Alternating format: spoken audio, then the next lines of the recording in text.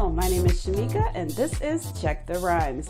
I am so hyped about today's show, but you already know the drill. Subscribe if you haven't already, like, comment, share with your mama and them, and make sure that you check me out of my media partner, sweet929.tv.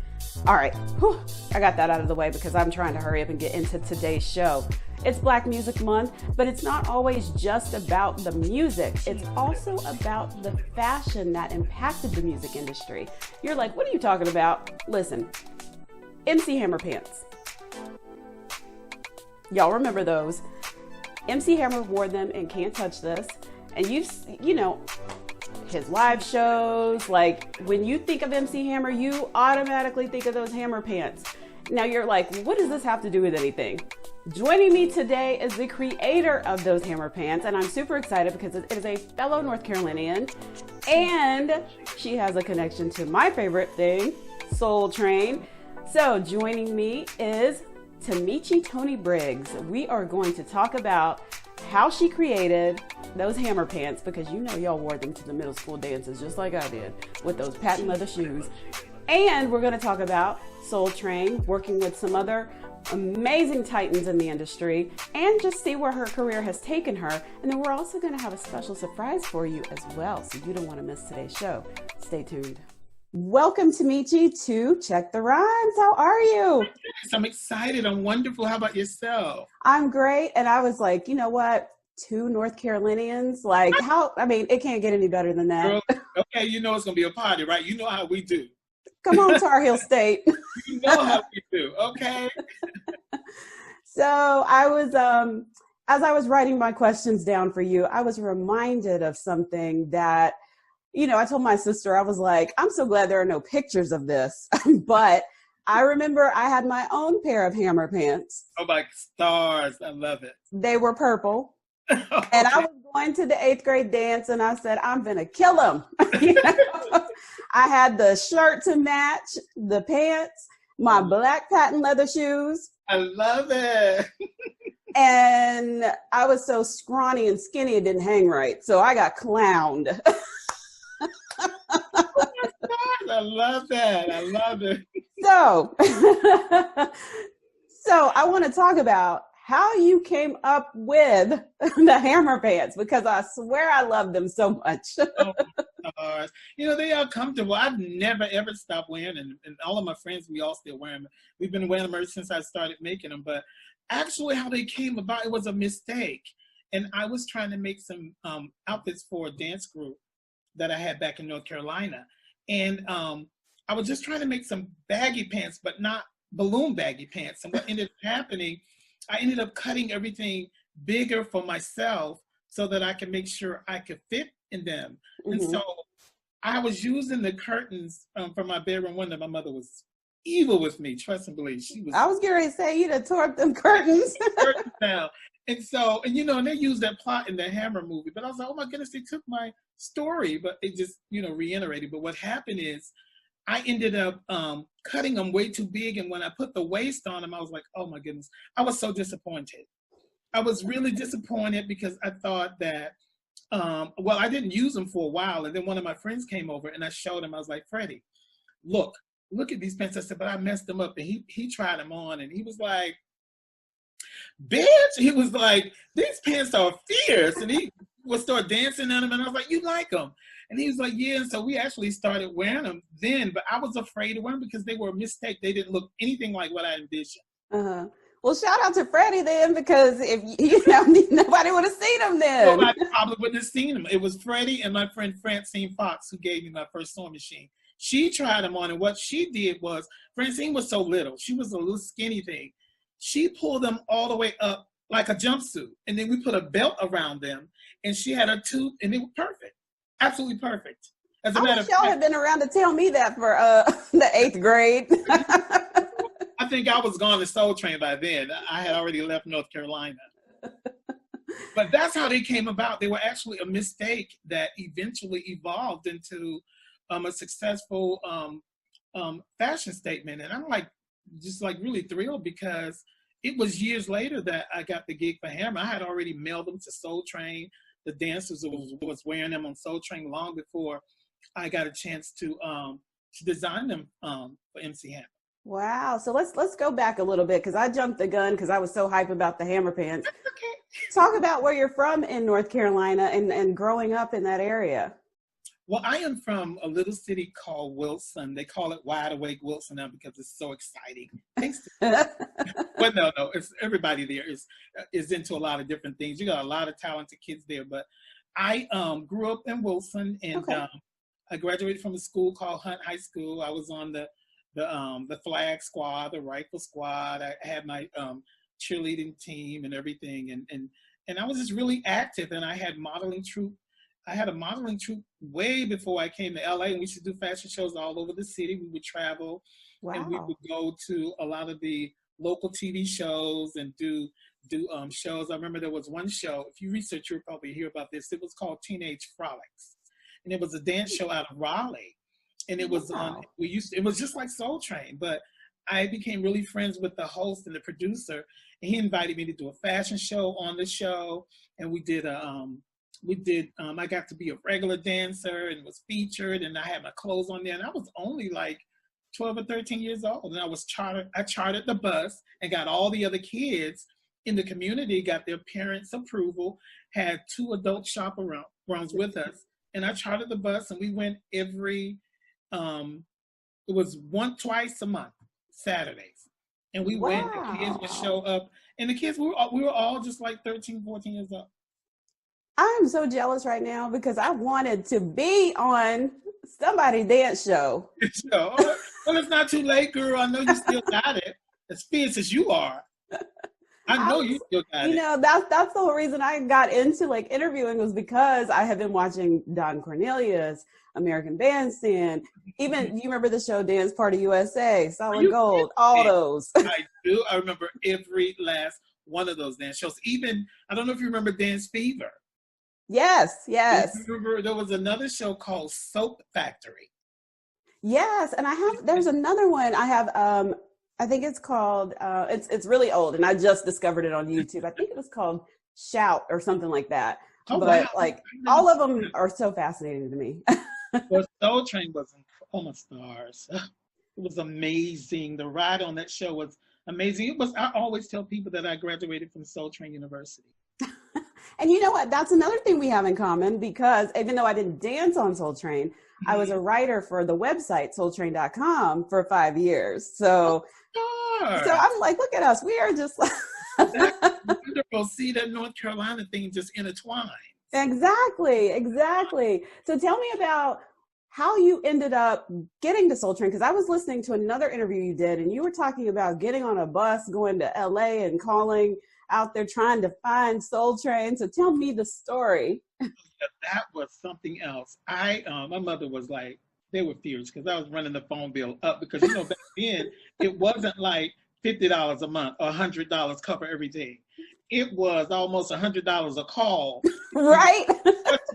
And I was calling, trying to find out where, how to get on Soul Train. So what I did was I found out that the information number for LA was 213. Okay. And so I had to call 213-555-1212. So after doing that several times, asking for Soul Train, I kept saying, and people, the operators are I'm sorry, there isn't anything under Soul Train. I was like, she's lying. Let me call back. I call back.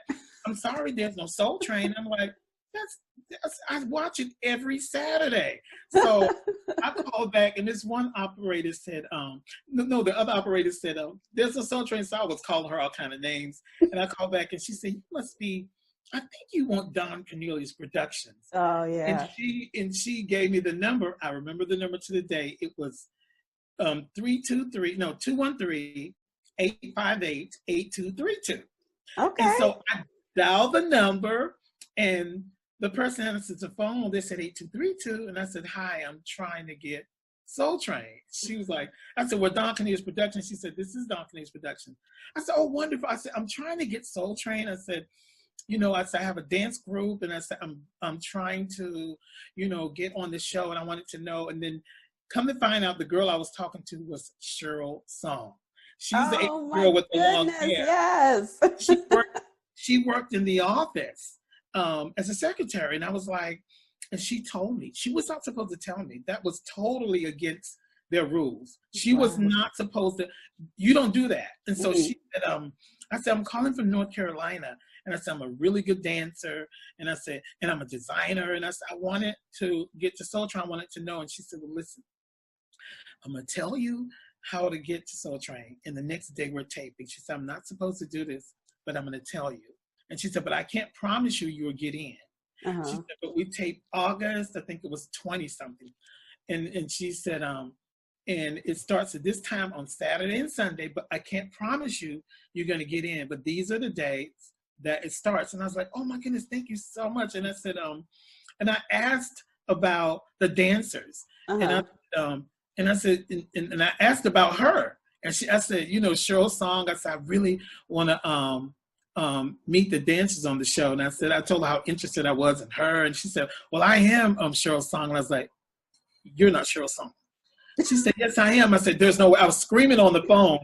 And so when I got there, she actually, we got a chance to meet. And then I took some pictures with some of the other dancers. And I told them that I was a designer and I would love to make some clothes for them. So when I went back, I started shipping clothes to them and everything. But I couldn't get in the door at first. They did not let me in at first. How old were you at this point? I was 13 years old. I was only 13 years old. Hold on. So your parents let you go across the country? Girl, I was in the 4-H, and I had won every dance contest there was in our state, and we couldn't compete anymore. We were in the Stuart Terrace 4-H club under the leadership of Miss Betty Dew, and she stayed on me in terms of my designs and dances. She wouldn't even let me go astray. Whenever I was doing anything outside of being focused on my career, this lady would find me and made sure that I stayed focused. So I was very mature for a 13-year-old. As a matter of fact, I was doing shows in clubs. I was supposed to have been 19, 21 to get in. But my mother and father most of the time came.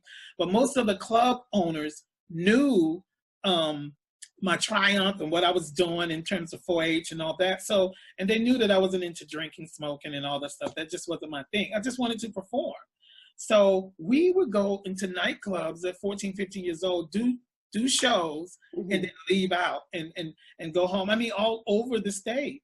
And so I was very mature at 13, 14 years old. And so it was my mother and my father, even the 4-H group, they all came to the bus station, saw us get on the bus. They all donated money and stuff, for us to come to LA. Because what happened is, I had Freddie to come with me. See, I told Freddie that it was for us, but they didn't know about another person. But I didn't want to come by myself. Right. I was like, we're going to be Soul Train dancers. And he was like, for real? I was like, yes, you got to come. You got to come. So he said, well, where am I going to stay? I said, you're going to stay with my cousin.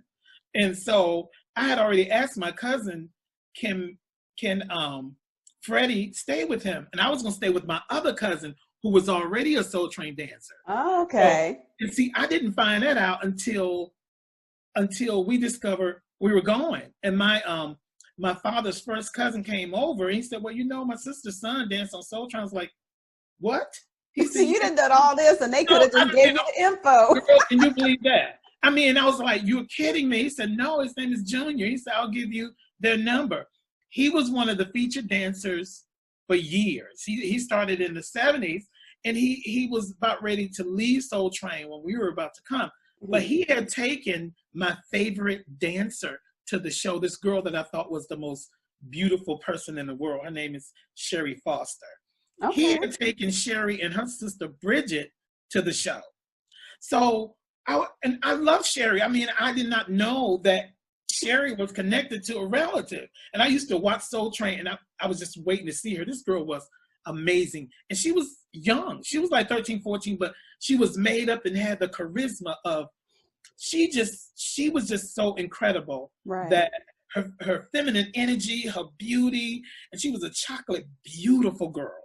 And she stood out. So anyway, to make a long story short, he had taken Sherry and Bridget, so he called Sherry to return the favor.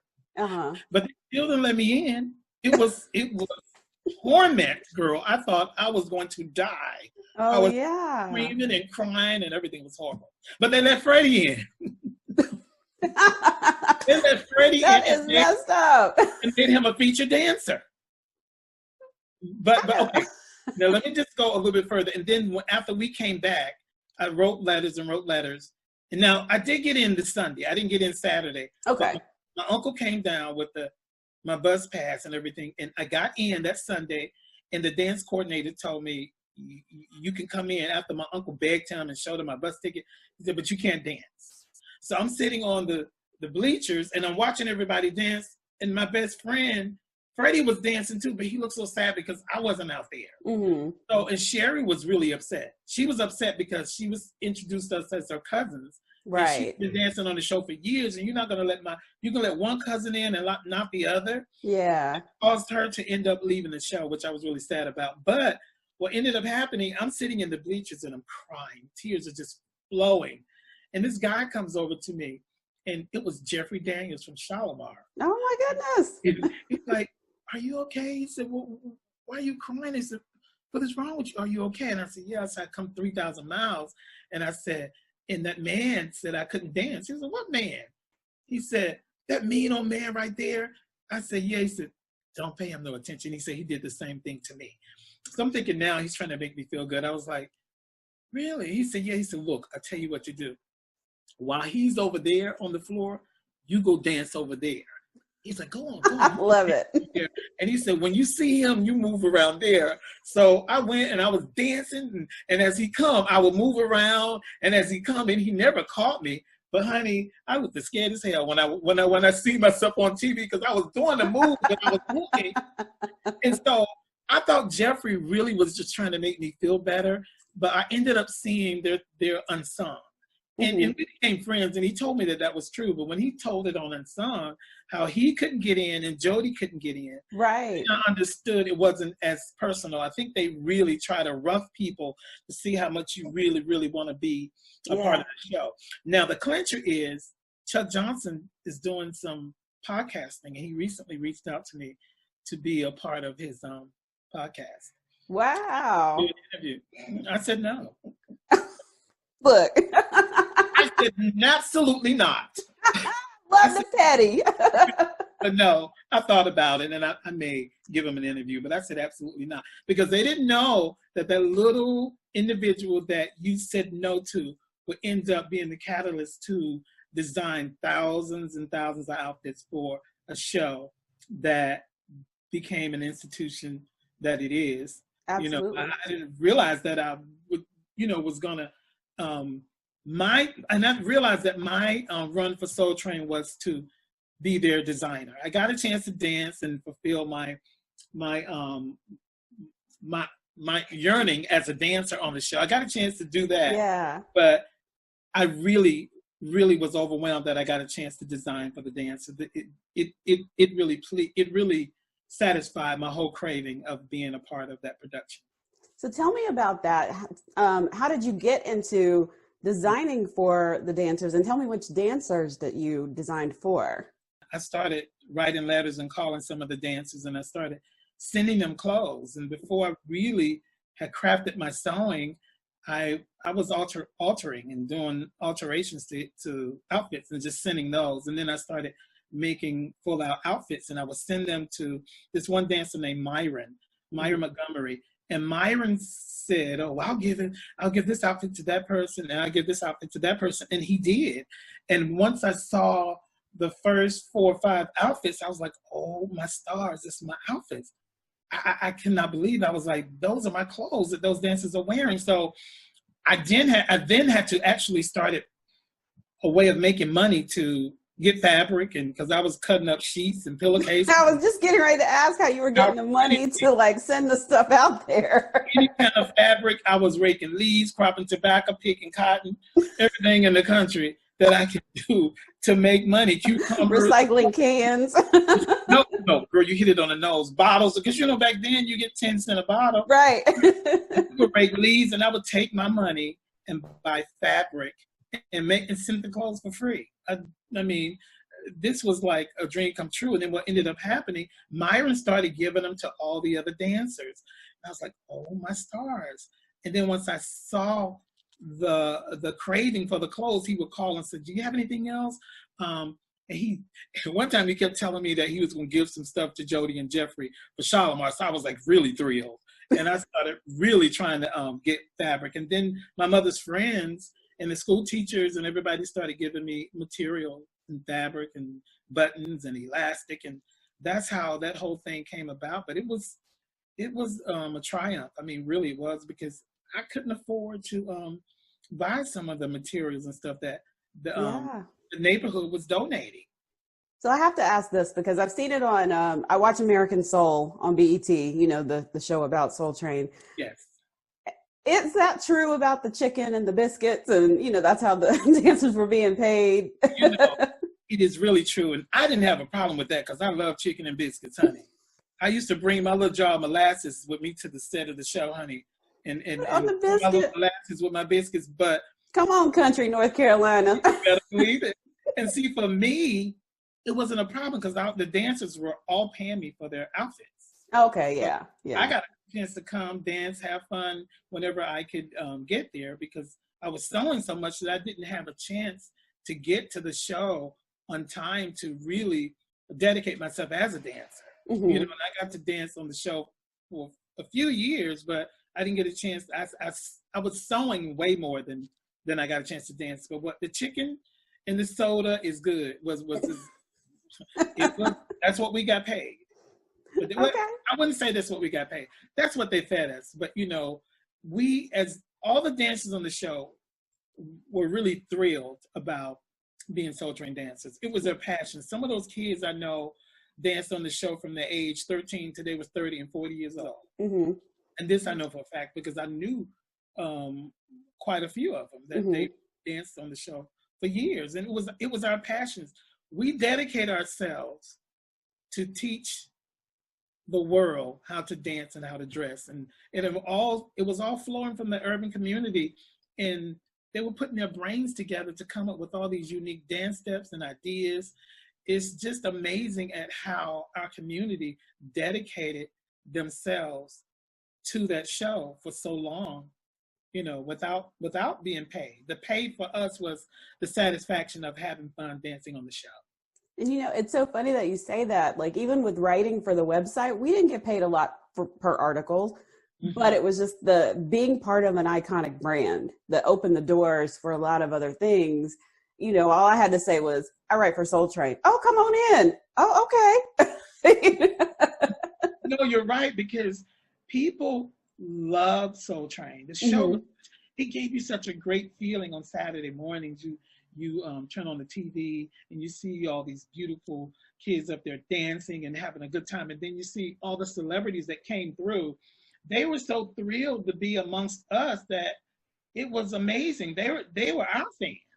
Believe it or not, the celebrities that came. Because I remember talking to Donna Summer, and I remember talking to the Pointer Sisters, just different celebrities that I was like, oh my stars. When I saw them in person, I was like, I can't believe this. And I remember when Whitney Houston came, and the dancers, we all have to get out on the floor. And for some particular reason that day, most of the dancers was sitting. And Whitney was new.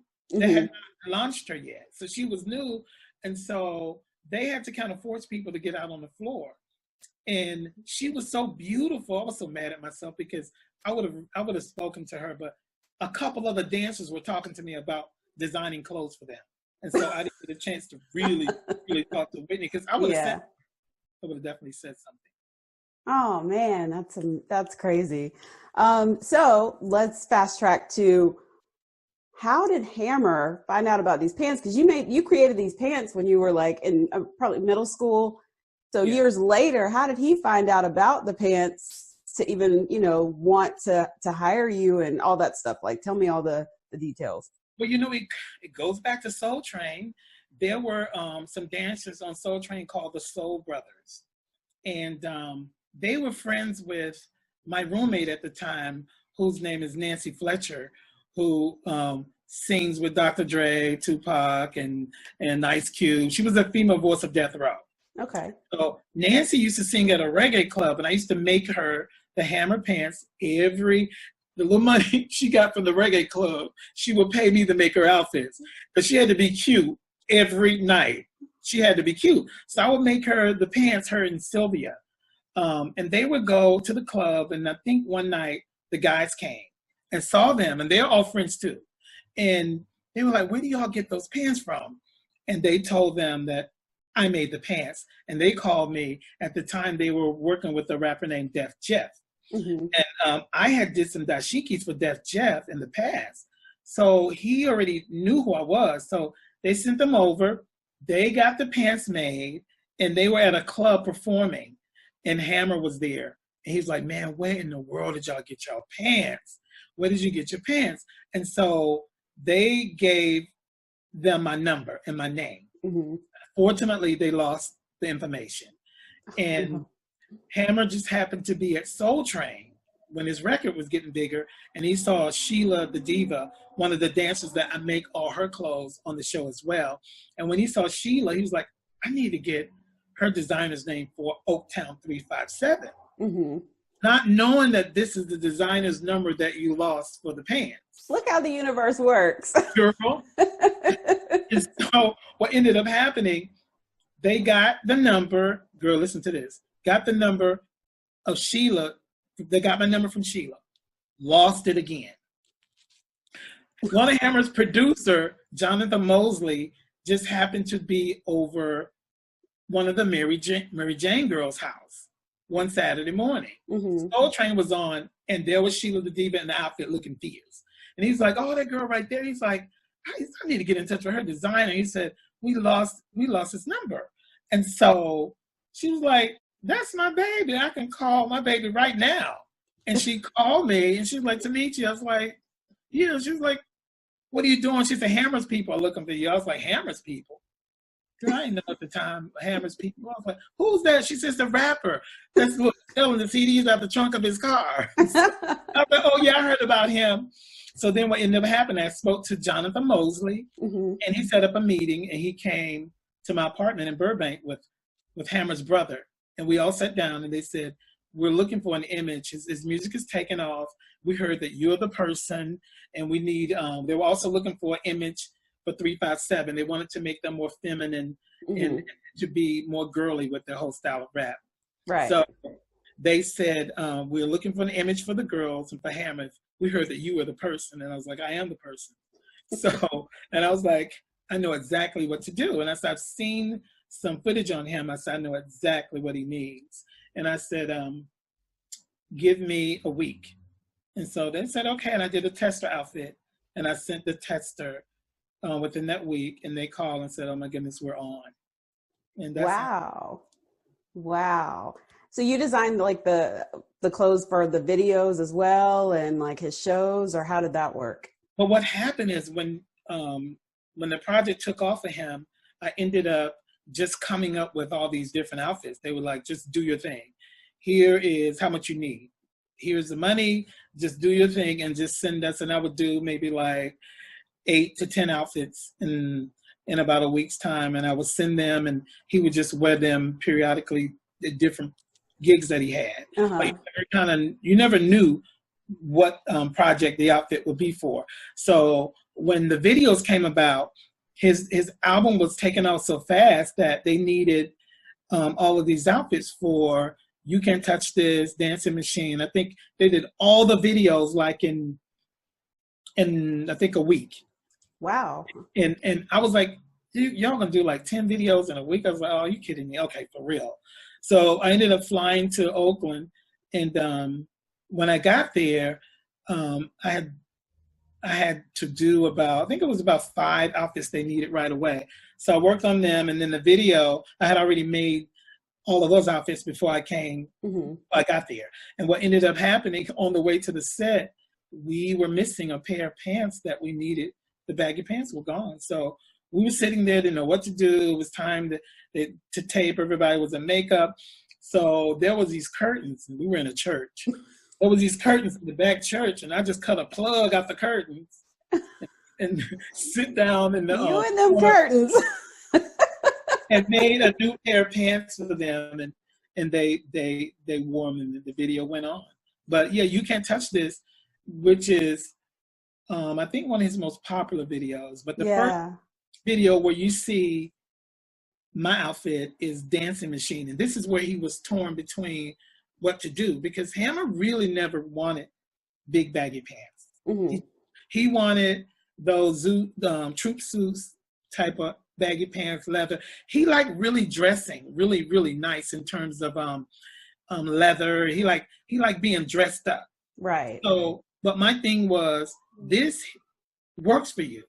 Mm-hmm. We're gonna have to you're gonna have to know that this goes with the style of dancing that you're doing. It makes you look like you're moving a lot more than what you are.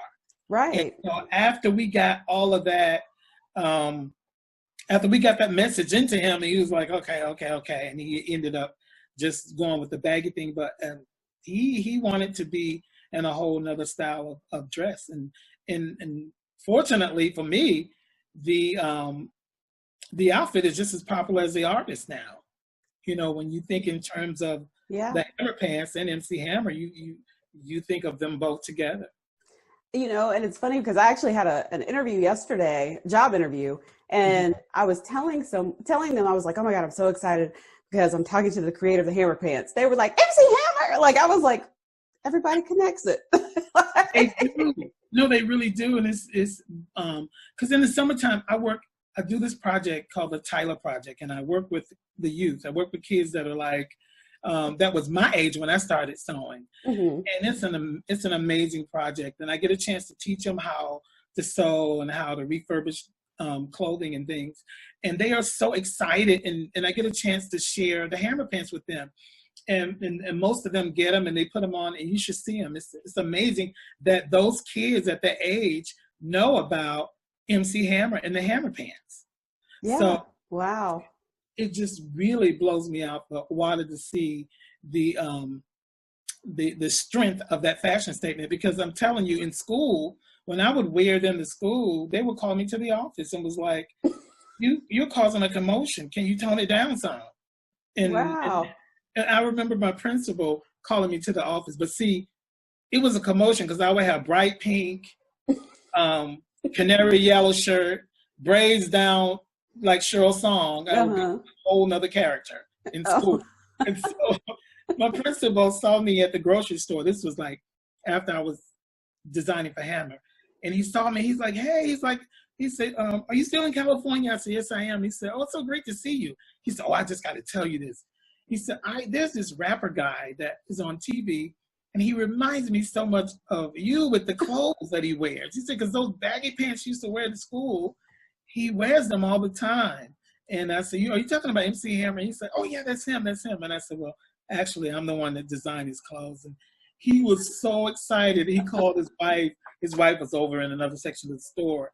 And he was so glad to share that whole story with her. But see, one thing he did tell me, and I'll never forget that, he said, I can't tell you what to wear to school. Mm-hmm. You know, he said, because I don't buy your clothes for you. He said, but if you can just tone it down a little bit, he said, because then you won't be disturbing your classmates from getting their work stuff done. So that's really so amazing. That's a great story. Now, did you worked with like some other artists as well, like James Brown?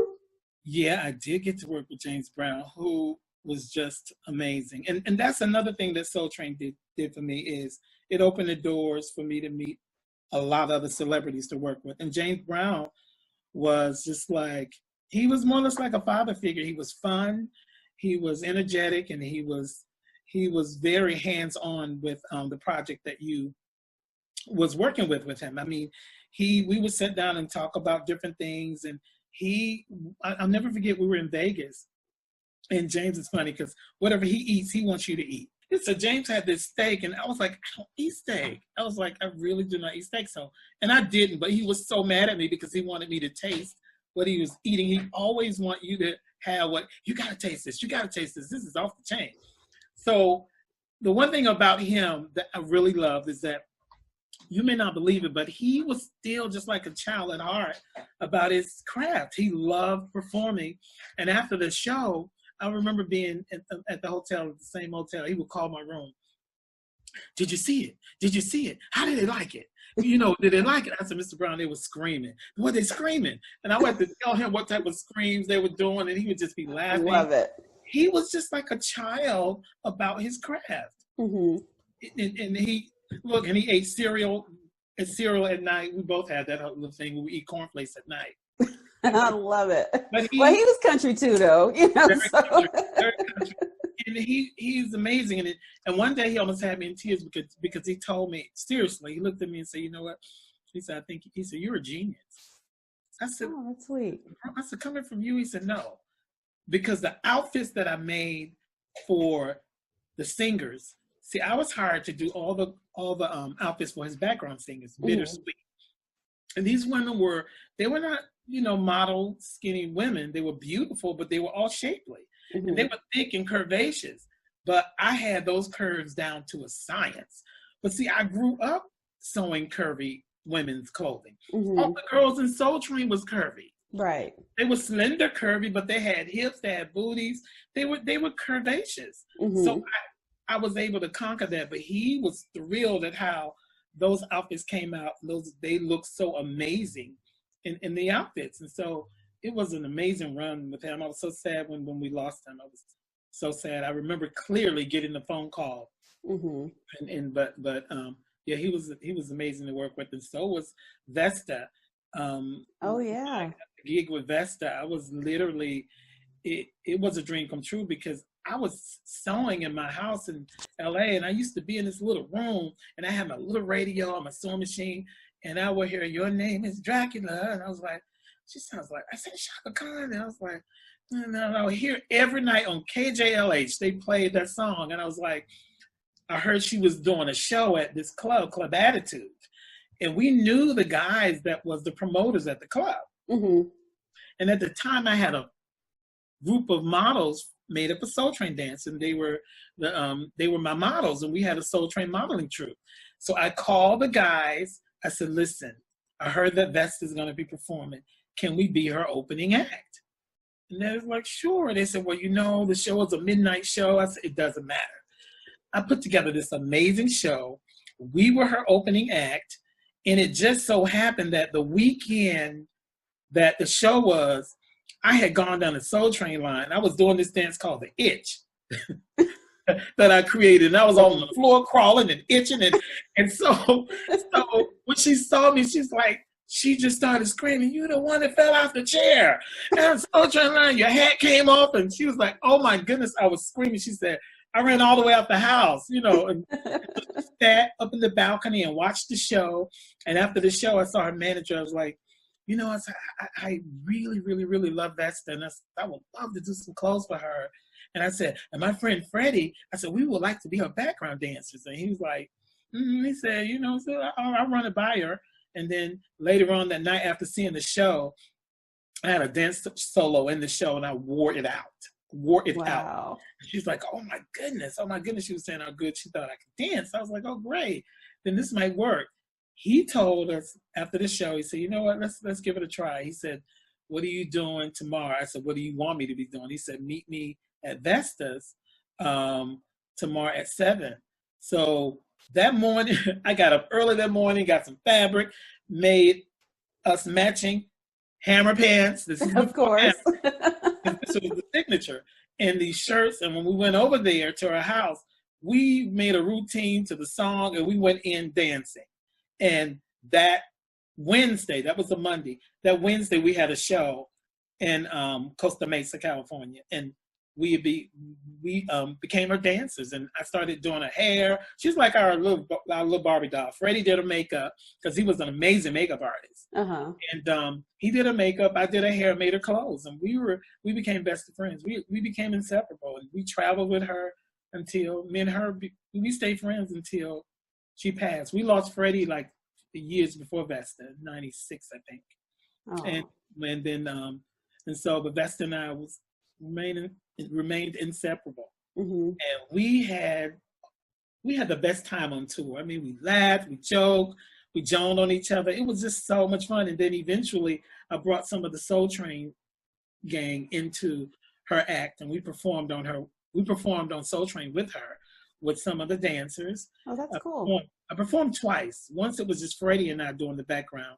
And then the second time we came back on with her, I brought on Juliet Hagerman, Sheila the Diva, Julio, and myself as our dancers. And Don loved it. We took a group picture together, and he was really, really proud of us. And to get across to Don like that, you got to do some hard work, because he was a tough cookie, honey. So, I believe it. He really was very, very proud, and he really, really loved the outfits and stuff that I was doing for the show. He had complimented many of the outfits, and so many of my outfits was featured, because they're going to put the camera on what they think is fabulous, and so many of the dancers that I got to dress was featured. As a matter of fact, when dancers came to the show, they were looking for me because they felt like if they had on my clothes, more action.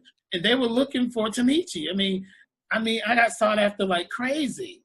And they were coming, and some of the dancers would be mad because they would say so-and-so didn't tell me, and I was trying to find out who you were, and you were right here the whole time. It was crazy. It was crazy competitive, especially with the girls. I bet so.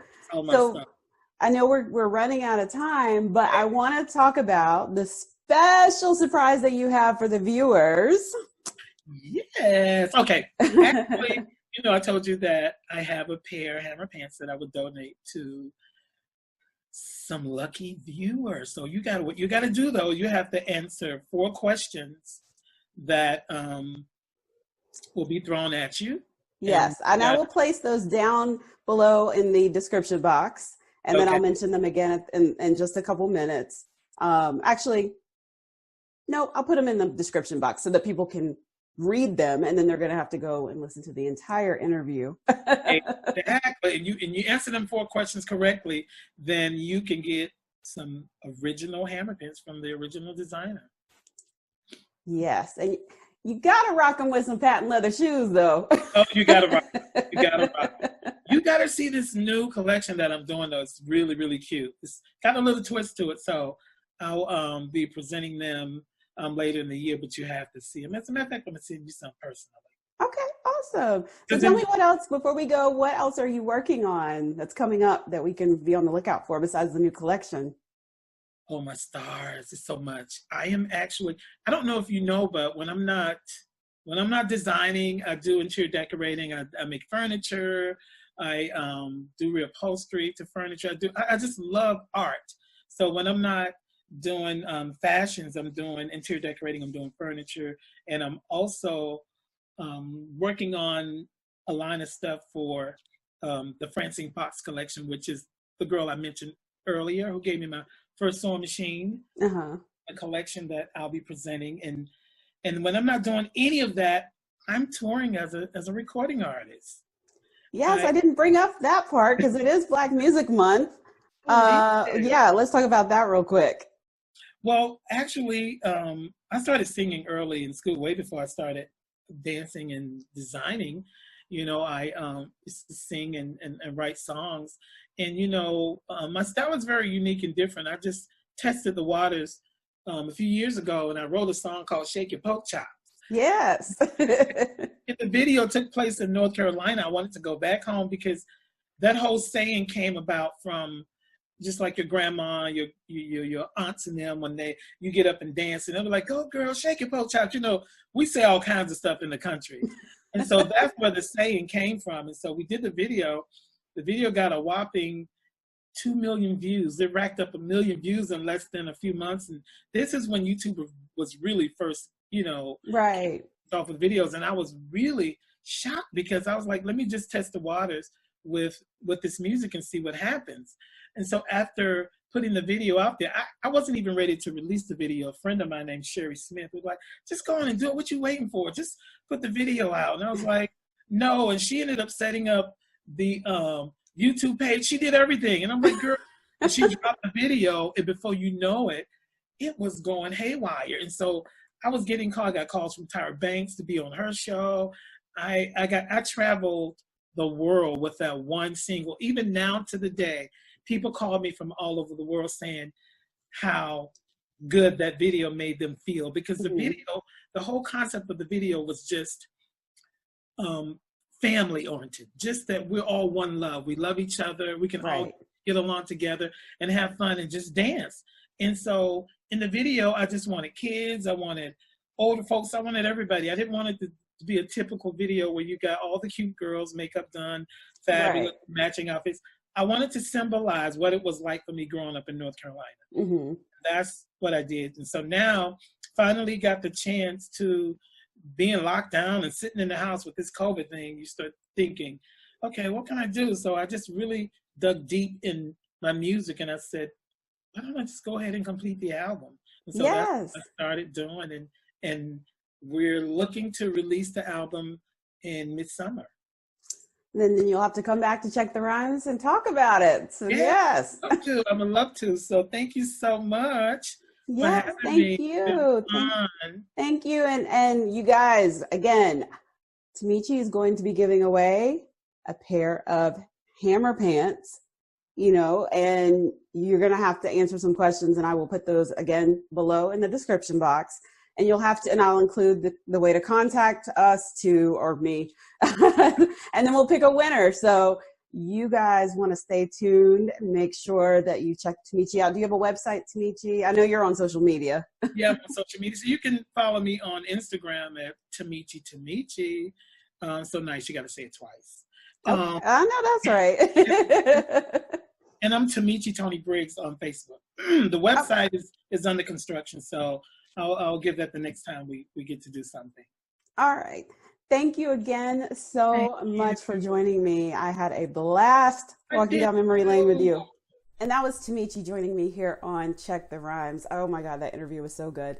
So again, just to recap, there will be one winner, and that winner will get their own custom pair of hammer pants from Tamechi, who created the hammer pants. And you will have to successfully answer 4 of the questions that are down below. And of course, you're going to have to watch the entire interview again if you don't know the answer. And the contest will end on June 30th. So I'm super excited to see who wins. Make sure that you enter, and good luck. I'll see you guys next time.